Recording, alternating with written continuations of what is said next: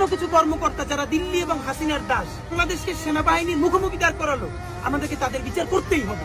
সেনাবাহিনী মানে গণহত্যাকারীরা না, সেনাবাহিনীর খুব ছোট একটা পাওয়ারফুল অংশ। আই রিপিট, তারা সংখ্যায় খুব কম কিন্তু প্রচন্ড পাওয়ারফুল।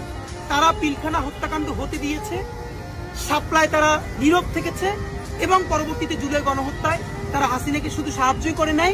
এই যে হেলিকপ্টারে লিথাল উইপন উঠলো, এটা তো পুলিশের নাই, এটা তো আর্মি থেকে এসেছে।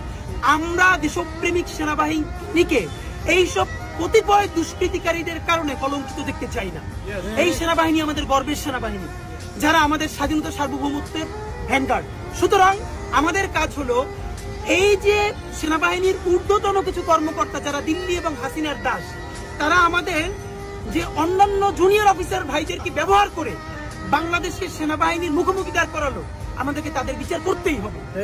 আমরা যদি এইবারে বিচার করতে পারি তাহলে বাংলাদেশ দাঁড়িয়ে যাবে, আর যদি বিচার করতে না পারি তাহলে বাংলাদেশ কিন্তু আর কোনোদিন ঘুরে দাঁড়াবে না। সুতরাং অবশ্যই তাদেরকে বিচার করতে হবে।